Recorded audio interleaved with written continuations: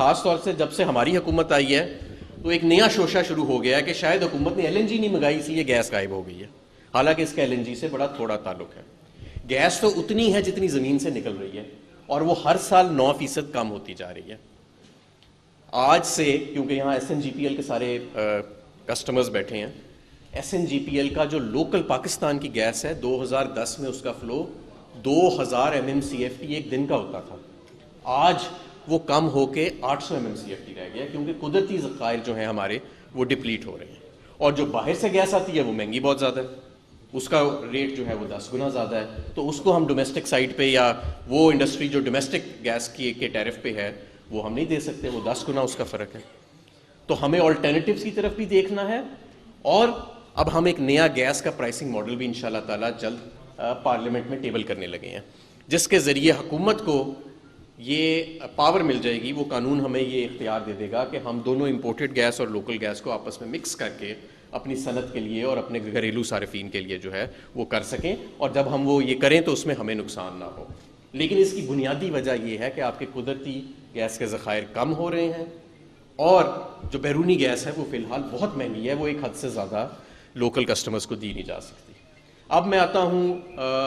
اور اس کے اوپر بہت ساری اور چیزیں بھی ہو رہی ہیں۔ ہمارا ایک نیا ٹرمنل ہے جو بغیر کسی حکومتی لائبلٹی کے انشاءاللہ تعالیٰ اس کو ہم لے کے آ رہے ہیں 2023 کے اندر۔ ایک ورچوئل LNG کے اوپر اب بہت جلدی کام ہو رہا ہے، اور انشاءاللہ تعالیٰ اس سال 2022 میں آپ دیکھیں گے کہ ورچوئل LNG کے ٹرمنلز اگین کسی گورنمنٹ لائبلٹی کے بغیر وہ بھی سامنے آئیں گے۔ اب میں آتا ہوں بجلی کے اوپر۔ بجلی کے اوپر ایک چیز جو سب جاننا چاہ رہے ہیں وہ یہ کہ یہ فیول ایڈجسٹمنٹ چارج کیا بلا ہے، اور یہ 4 پہ کیوں لگ کے آ رہا ہے۔ تو یہ بتانا لوگوں کو بہت ضروری ہے کہ فیول ایڈجسٹمنٹ چارج کوئی نئی چیز نہیں ہے، یہ 20-30 سال سے قانون کا حصہ ہے اور لگ کے آتا ہے۔ اس مرتبہ کیوں زیادہ لگ کے آ رہا ہے، تو پہلے سمجھنے کی ضرورت ہے کہ یہ ہوتا کیا ہے۔ جتنا بھی ہمارا امپورٹڈ ایندھن ہے جس سے ہم بجلی بناتے ہیں،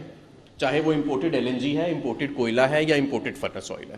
اس کا نیپرا نے تعین کیا ہوا ہے کہ جب یہ بجلی گھر چلیں گے تو اس کا یہ ٹیرف ہوئے گا، اور وہ اپنے انہوں نے اندازے لگائے ہوئے ہیں پچھلے سال کے یا پچھلے کوارٹر کے، عالمی منڈی میں LNG کی کیا قیمت ہے، عالمی منڈی میں کوئلے کی کیا قیمت ہے، اس کو مد نظر رکھتے ہوئے جب ان کے لگائے گئے اندازے سے عالمی منڈی میں LNG کی اور امپورٹڈ کوئلے اور فرنس آئل کی قیمت زیادہ ہو جاتی ہے، تو پھر پچھلے 2 ماہ کا جو فرق ہے وہ لگ کے سامنے آتا ہے، اور یہ آج سے نہیں لگ کے آ رہا ہے، یہ بڑے سالوں سے، دہائیوں سے لگ کے آ رہا ہے۔ اس مرتبہ ہمیں محسوس زیادہ اس لیے ہوا ہے کہ امپورٹڈ LNG اور امپورٹڈ کوئلے کے جو عالمی منڈی میں دام ہیں وہ خاص سے بڑھ گئے ہیں،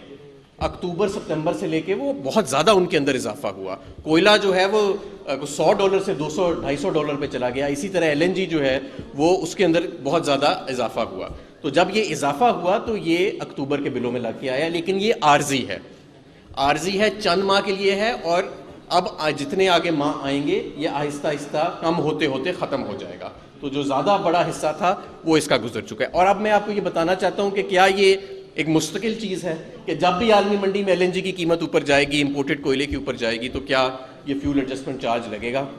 تو اس میں آپ کو یہ بتانا چاہتا ہوں کہ ایسے نہیں ہے۔ اس کے لیے بھی حکومت جو ہے وہ اقدامات اٹھا رہی ہے۔ بدقسمتی سے جو پچھلی حکومت تھی اس نے جتنے بجلی گھر بڑے لگائے وہ سارے امپورٹڈ ایندھن پہ لگائے۔ کوئلہ بھی تھا تو امپورٹڈ تھا، LNG بھی تھی تو امپورٹڈ تھی۔ تو اب جب آپ کی 60% بجلی اگر آج پاکستان میں امپورٹڈ ایندھن سے بن رہی ہے، اور عالمی منڈی میں اس امپورٹڈ ایندھن کا جب دام بڑھتا ہے تو پھر وہ فیول ایڈجسٹمنٹ چارج جو ہے وہ لگ کے آتا ہے۔ لیکن انشاءاللہ تعالیٰ جو اب ہم نے پائپ لائن بنائی ہے اس کے تحت انشاءاللہ تعالیٰ 2030 میں ڈیمز جو بن رہے ہیں ہمارے لوکل کوئلے کے اوپر جو کام ہو رہا ہے، تو 70% بجلی آپ کی 2030 میں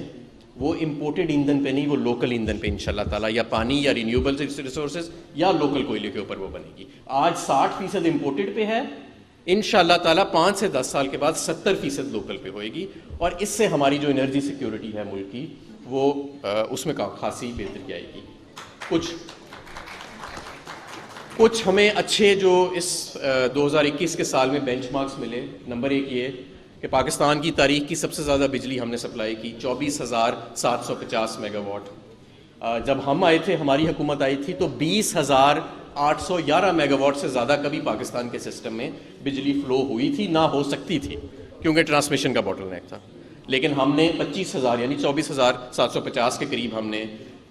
سکسیسفلی ہر روز ہم کافی عرصہ اس کو ٹرانسمٹ کرتے رہے، اور انشاءاللہ تعالیٰ 2023 تک ہم اس فگر کو 30,000 میگا واٹ کے قریب لے کے جائیں گے۔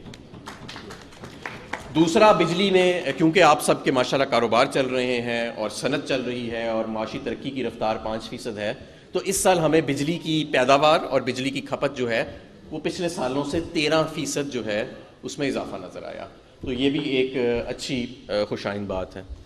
ہم